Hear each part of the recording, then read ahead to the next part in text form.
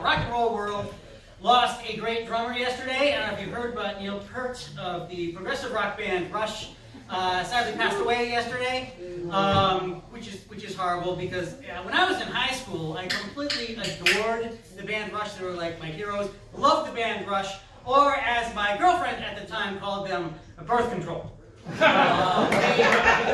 kept me out of a lot of trouble. So my email inbox right now has way too many marketing surveys, and like everybody and their brother right now wants to know your opinion on anything that you buy or whatever. Teams like sports teams, like the Rockets or the Astros, they send me surveys.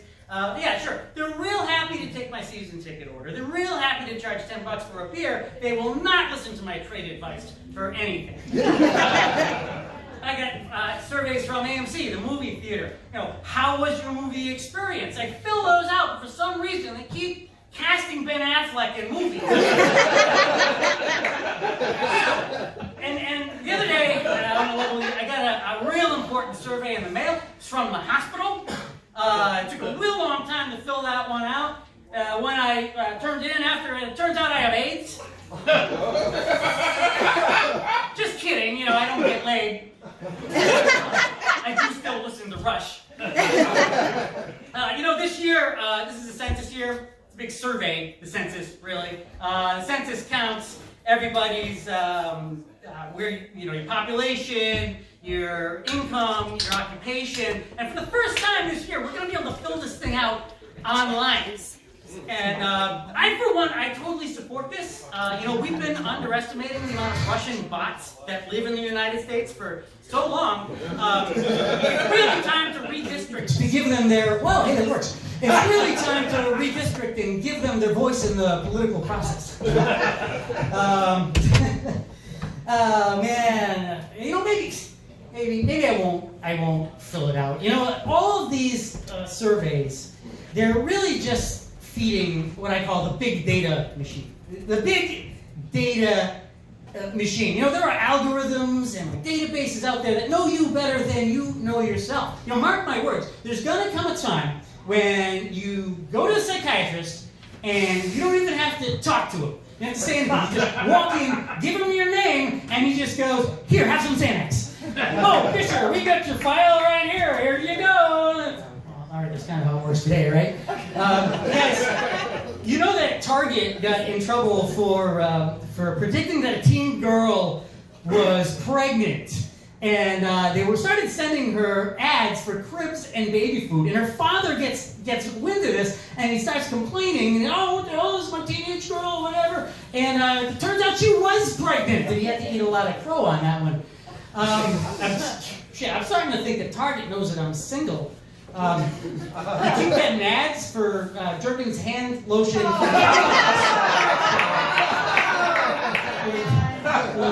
You know, you can't help it. You just give this information away. You just hand this information away. You all see these Facebook games where you can find out your ideal man type, or your Star Wars robot name, or your angel name. Yeah. So I was on Facebook the other day, and I wanted to find out my angel name.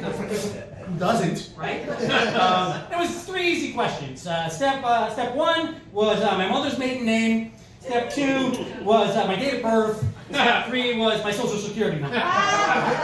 It turns out that my angel name is actually Jose Lopez, and apparently I've been living in San Diego for the past 10 years. Who knew? You know, all of these, the mother of surveys, of course, that's going on today is home DNA tests. This is just a product design. It looks like a survey, right? Home DNA tests. That's all you gotta do is hack a loogie in a cup, right? And everybody knows everything about you. It's in some database somewhere. And the scary thing is, it's like people just voluntarily give this shit up. Everybody's just hacking loogies in a cup, and it's crazy because, you know, like 23andMe, you know, now they have probably more DNA samples than a Rush fan's sock drawer. And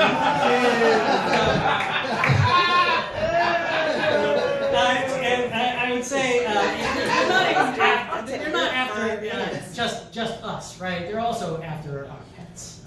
Oh. My apartment complex, we have a dog park there, and when you bring your dog in, you have to actually get them to swab their mouth, so you take the dog's DNA, and that way, if you take the dog down to the dog park and you don't pick up after them, they swab the DNA off the pile and they figure out whose dog it is, and then you get fined. So, I'm kind of an asshole, so I took a dump in a bag, and I dropped it in the dog park, and I was like, yeah, fuck you guys, you ain't got my DNA. Although, I gotta say, I'm a little bit scared because Target just started sending me ads for Imodium AD and Kleenex, so. All right, guys, that is my time. You've been wonderful.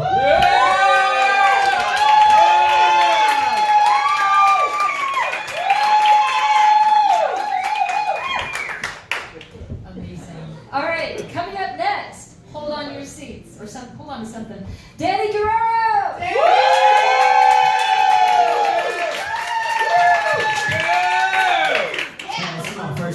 Doing stand-up in front of people that I actually know, rather than just room full of strangers that ask me if I want to do coke with them after the show's done. Man, smoking kush has been making me really sensitive as of late. The other day I was at home just hanging out, watching a little bit of porn, thinking about playing with myself. I didn't do it though, I had some self-control.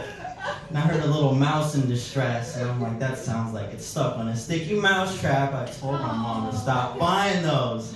It's such a horrible way to die. You might suffocate, lose a few limbs, die in the trash can a week later.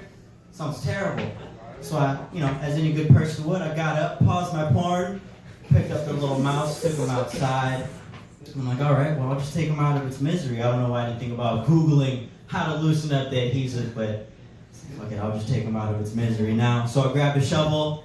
I was like, I'm gonna just decapitate it right now. But thinking about its little spine, its little brains and stuff just being scattered all over the place just really messed with me, So I was like, all right, I don't know what I'm gonna do. Saw this big ass rock in my yard though. I was like, all right, I'll just throw it across this luscious garden of, I don't know what kind of plants were in there, but I just threw it like a javelin.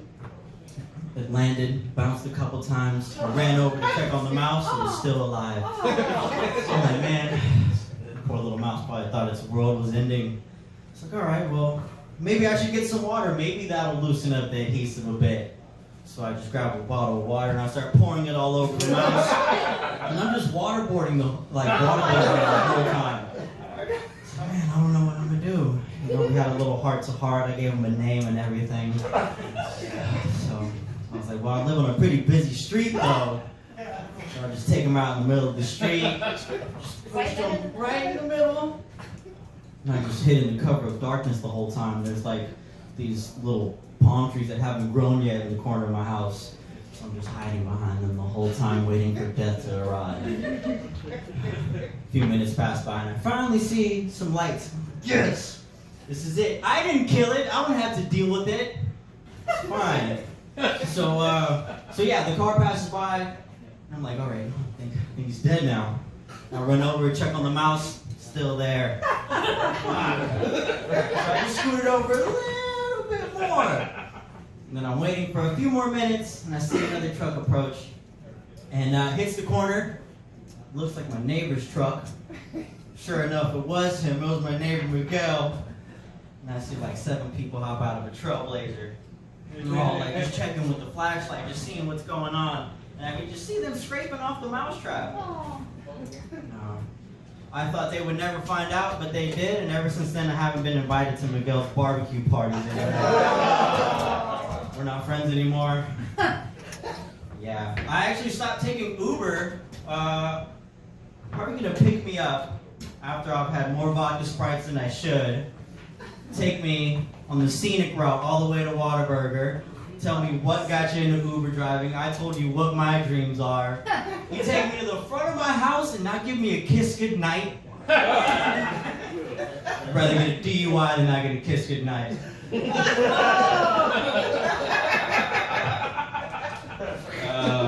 I've had a lot of strange jobs. Worked at the 24-hour fitness in Midtown. There was always rumors about it being the gay gym, and I just thought those are just rumors. But within a week of working there, I was like, man, it's confirmed. Not only was I just seeing muscle daddies come in and out, but I was thinking about letting these muscle daddies have fun with my petite body.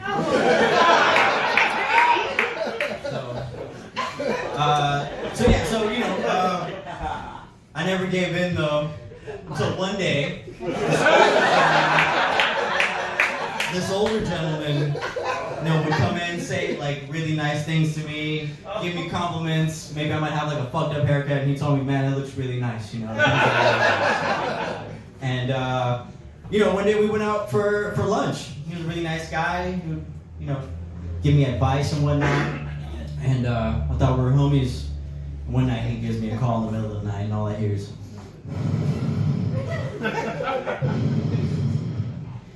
you know what's really good about being home alone? When there's silk sheets. I asked you if I should quit this job. What do you think I should do? He said, masturbation feels so much better. I'm like, well, do you think I should just leave the job? Like, what do you think I should do? I think you should come over. All right, I'm on my way. We didn't fuck though, we almost did. That's my time, guys.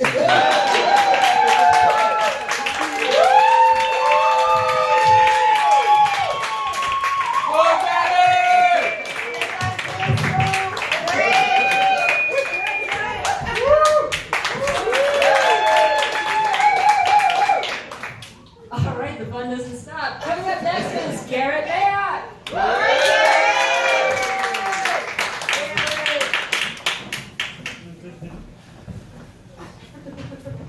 Hello. Hi everyone, I'm Garrett Mayock, and I ain't scared of nothing. Except dying alone. So I'm looking for a relationship, right? And I want kids too. I want to make them, so I'm looking for a female. Hey, you can't have it all.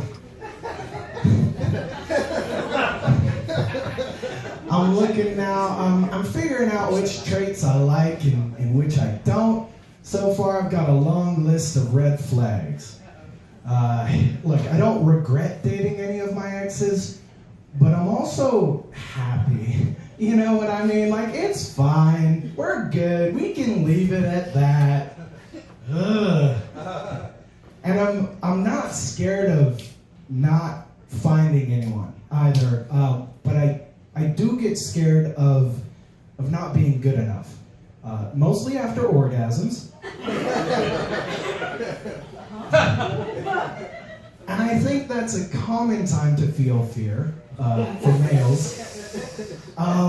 But I still want to do something to address it. So I've started to stop in the middle of all the mindless little things I do all day and think, is this really what I want to be doing with my time? Which changed masturbation. Like when the porn becomes just pixels and a screen,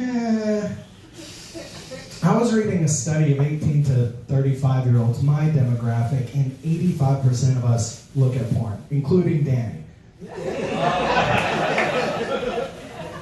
73% of women.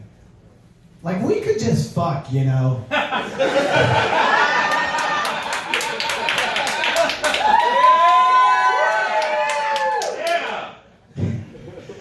Yeah. And so try this. Next time you're in the middle of it, just remember what I said. Because I know you'll already be thinking of me. But just stop and just use your eyes and look at the things in the place where you are. Like dirty clothes, a half-eaten can of yesterday's ravioli, a pet staring confused. You're gonna close the browser and just start singing Johnny Cash. I hurt myself today.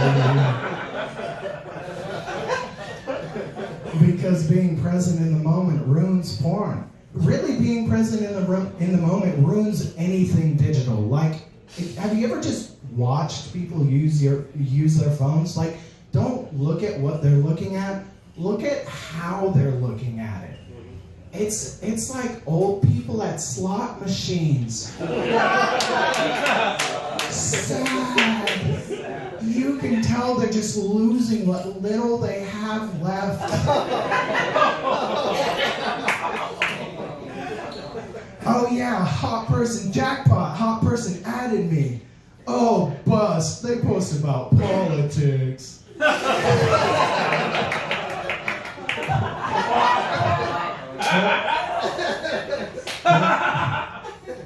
That one's personal.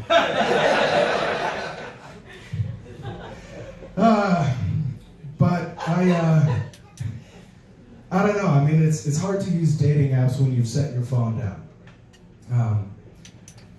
Who knows? Maybe the best way for me to meet a woman is to just, be upfront about who I am and talk about it openly in public places where people have to listen to me.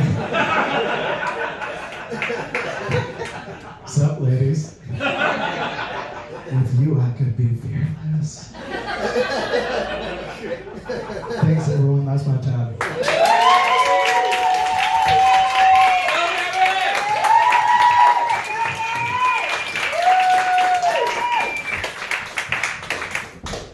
All right, still not slowing down. All right, coming up next, Corky Dobbs, a local Houston comedian you will enjoy.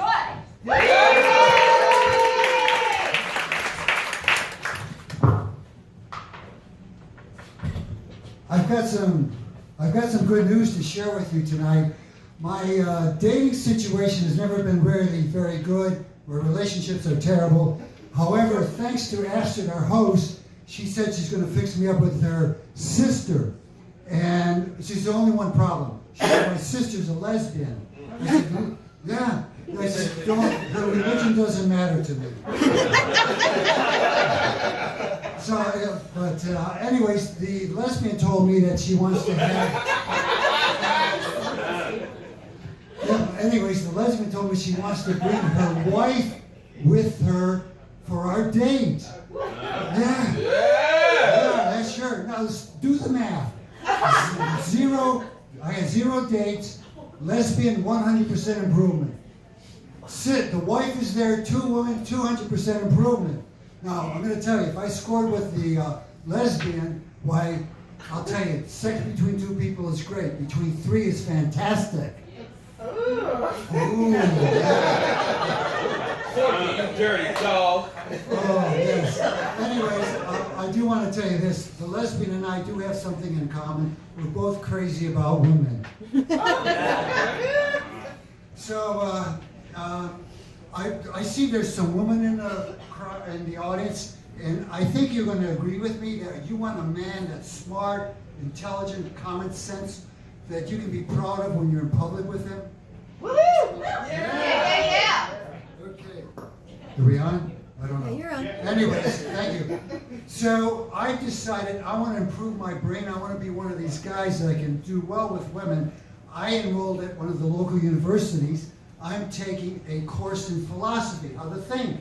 And the other day in class, the professor said, what is greater virtue than honor? I raised my hand and I said, inner.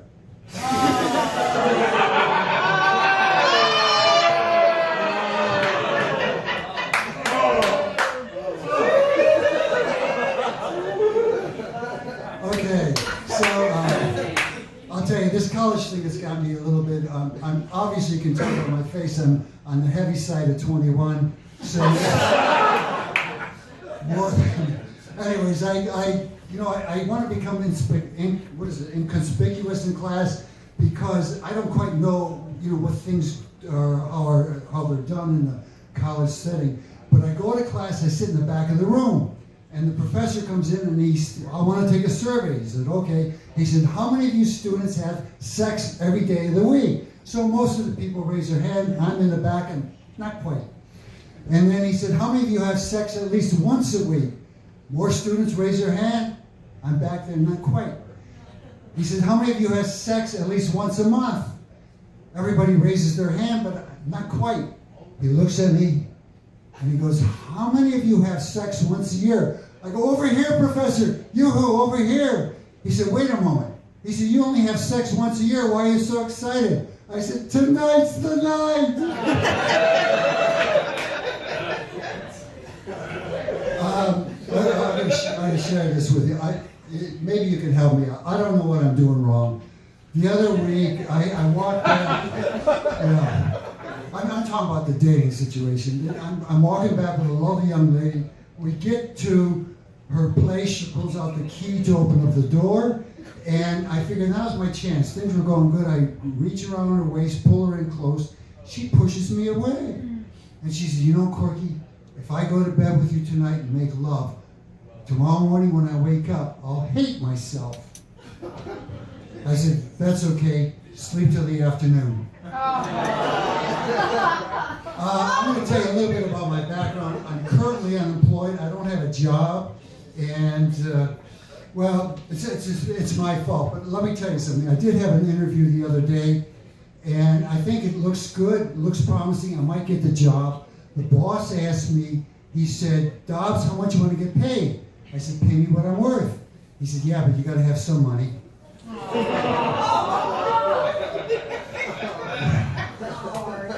I'll tell you this much. The comedians have been wonderful to me.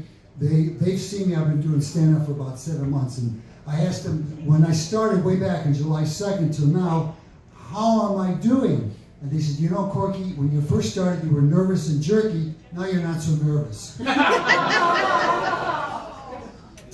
Okay, so the last thing I'm going to leave with you is that I did have a job as of 3 weeks ago. I worked at one of the local Houston zoos, and my job was to circumcise elephants. Man, I'll tell you this much, the pay wasn't that great, but the tips were sure huge. Thank you. My name is Doug.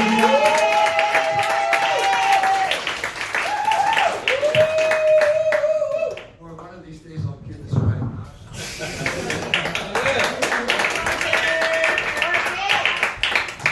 Now give it up for all the comedians. Yeah. I don't want to like break this microphone stand, so I'm going to stand over here. But, okay. How many of y'all love driving in Houston? Oh, my name's Astrid, by the way, in case you didn't know. Anyway, okay, so everybody loves driving in Houston? Nope. Okay, how about, do you ever find yourself driving and there's like this one car in particular that's just like really, really, really like getting on your nerves? Yeah? Okay, I wrote a song. I'm gonna sing it over here because I don't know what the fuck's going on over there. Alright. Okay, you ready? Yeah. Yes. Okay, cool. Let me say bye. Okay. There was a Dodge Dart in the fast lane. I don't know if I can rev it again. My bumper's hanging off and I'm feeling kind of light. My Ford Focus can't win this fight. Car war, car war, car war, car war. My bumper flew across the median. Sorry about your windshield, Miss Mercedes-Benz. Wait up. Radiator smoking, I can't see anything. That Dodge Dart's on 2 wheels, I think.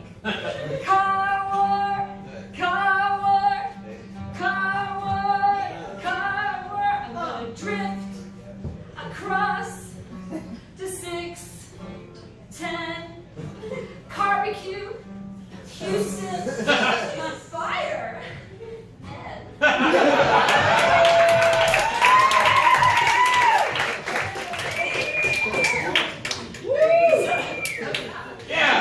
Dodge Dart in the fast lane. My Ford Focus is feeling the pain. Gonna get a slap car that'll save the day. Those cool spokes will get you out of my way. Car war, car war, car war. Okay.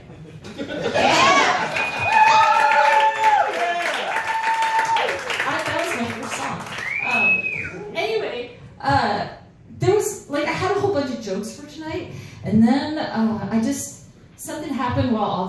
going on, and I just threw them all out, and I just want to really share something with you guys. So, how many people also, like me, come from a dysfunctional family? Right? Like super dysfunctional. Like so dysfunctional that even though the holidays are over, you're still feeling the ripples of all that. I am. And then, and like even